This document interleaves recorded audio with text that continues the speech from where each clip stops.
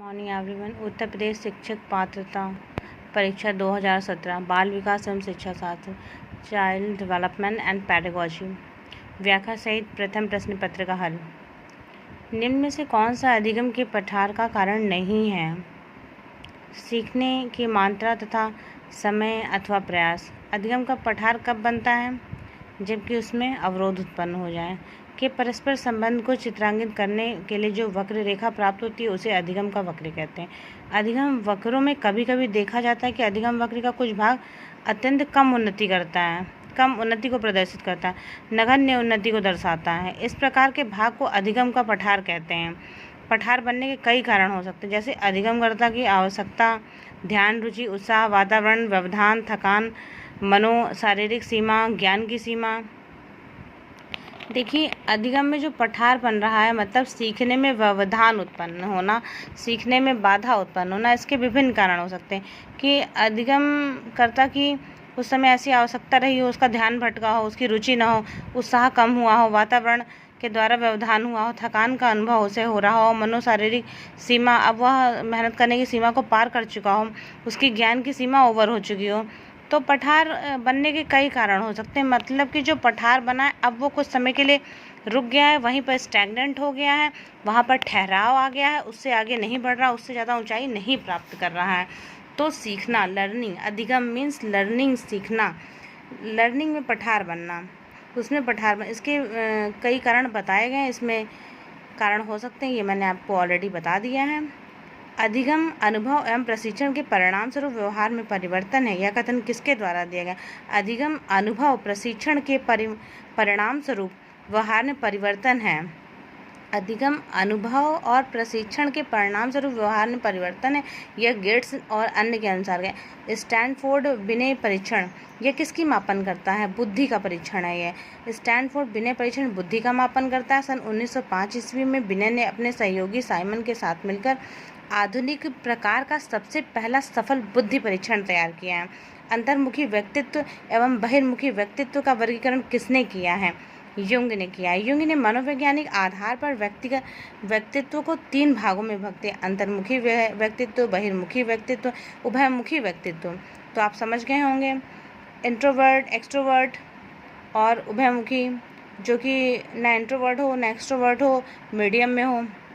बच्चों के इंट्रोवर्ट होता है कि कम बोलने वाला, एक्सट्रोवर्ट बहुत अधिक बोलने वाला, उभयमुखी ना ज़्यादा बहुत ज़्यादा बोलने वाला ना कम बोलने वाला।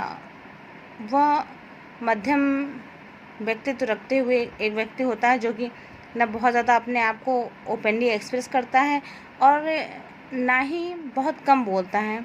वह लिमिटेड चीज़ें बहुत नाप तोल कर बोलता है। तो उभयमुखी व्यक्तित्व।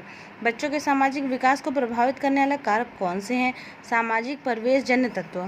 तो सामाजिक परिवेश जन्य तत्व हैं जो कि बच्चों के विकास को प्रभावित करते हैं। सामाजिक विकास का तात्पर्य है कि विकास की उस प्रक्रिया से है जिसके द्वारा व्यक्ति अपने सामाजिक वातावरण के साथ अनुकूलन करता है। देखो, कोई भी बच्चा बाहर जाता है, समाज में सीखता है। समाज क्या है? समाज बाहर के परिवेश से मिलकर बना हुआ है। परिवेश क्या है? ये हमारे अड़ोसी पड़ोसी, आसपास जो रहने वाले लोग हैं, स्कूल कॉलेज में जो हमें मिलते हैं, ऑफिशियल वर्क प्लेस पर जो लोग मिलते हैं, ये मिलकर सामूहिक रूप से समाज बनाते हैं। तो जो हमारे आसपास परिवेश में, पर्यावरण में रहने वाले, मिलने वाले लोग जो समाज में रहते हैं, हमारे अन्य लोग जो कि हमारे रिश्तेदार नातेदार ना हों, उनसे इतर जो भी सामाजिक परिवेश में रहने वाले लोग हैं वह सामाजिक वातावरण बनाते हैं और उसमें जाकर हम नई नई चीज़ों को सीखते हैं, उसके साथ अनुकूलन करते हैं। सामाजिक परिस्थितियों के अनुरूप अपनी आवश्यकताओं व रुचियों पर नियंत्रण करता है। दूसरों के प्रति अपने उत्तरदायित्व का अनुभव करता है। अन्य व्यक्तियों के साथ अपने प्रभावपूर्ण ढंग से सामाजिक संबंध को स्थापित करता है। सामाजिक विकास के फलस्वरूप व्यक्ति समाज का एक मान्य सहयोगी, उपयोगी व कुशल नागरिक बनता है। इस प्रकार सामाजिक परिवेश जन्य तत्व बच्चों के सामाजिक विकास को प्रभावित करते हैं। आई होप कि आपको समझ में आ रहा होगा। पूरा डिटेल डिस्क्रिप्शन है, एक एक क्वेश्चन का पूरा डिटेल डिस्क्रिप्शन। अगर आप इसको एक भी बार ध्यान से सुन लेते हैं, पढ़ लेते हैं, तो आपको एग्ज़ाम क्रैक करने से कोई भी नहीं रोक पाएगा। तो बने रहिए दिव्य ट्यूटोरियल के साथ। और अब ज़्यादा टाइम शेष नहीं बचा है, सिर्फ 1 महीने और 10 दिन ही हैं आपके पास शेष एग्ज़ाम को। तो बहुत अच्छे से पढ़ाई करिए, मन लगाकर ध्यान से पढ़ाई करिए और निश्चय ही आपका सिलेक्शन आपकी श्योर है। निम्न में से कौन सा शारीरिक विकास का एक प्रमुख नियम है? अनियमितता विकास का नियम। अन्य प्राणियों की अपेक्षा मनुष्य की शारीरिक विकास की गति धीमी और अनियमित होती है। शैशवावस्था में शारीरिक वृद्धि एवं परिवर्तन तीव्रतम गति से होते हैं। बाल्यावस्था में यह गति धीमी हो जाती है। पुनः किशोरावस्था में विकास तीव्रतम गति से होता है। शैशवावस्था में बाल्यावस्था में शारीरिक विकास सिर से पैर की ओर होता है एवं निकट से दूर की ओर होता है। विकास के सिद्धांत के अनुसार होता है। निम्न में से कौन सा विकास का सिद्धांत नहीं है? निरंतर विकास का सिद्धांत, परस्पर संबंध का सिद्धांत, समान प्रतिमान का सिद्धांत, वंशानुक्रम का सिद्धांत, वातावरण की अंतःक्रिया का सिद्धांत, परिमार्जिता का सिद्धांत, एकीकरण का सिद्धांत, मस्तकाधोमुखी का सिद्धांत, केंद्र से निकट दूर का सिद्धांत, सामान्य से विशिष्ट प्रतिक्रियाओं का सिद्धांत, व्यक्तिगतता का सिद्धांत, विकास क्रम का सिद्धांत आदि विकास के सिद्धांत हैं, जबकि अनुकूलित प्रत्यावर्तन का सिद्धांत अधिगम से संबंधित है। विकास के परिणाम स्वरूप नवीन विशेषताएं व नवीन योग्यताएं प्रकट होती हैं। यह कथन किसने दिया है? हरलॉक ने। हरलॉक ने बालक के विकास को परिभाषित करते हुए लिखा है कि विकास की प्रक्रिया बालक की गर्भावस्था से लेकर उसकी मृत्यु के एक क्रम तक चलती रहती है। प्रत्येक बालक का प्रभाव दूसरी अवस्था पर पड़ता है। इसके अनुसार विकास के परिणाम स्वरूप व्यक्ति नई नई विशेषताएं और नई नई योग्यताएं प्रकट होती हैं। Thank you. आई होप कि आपको समझ में आ रहा होगा।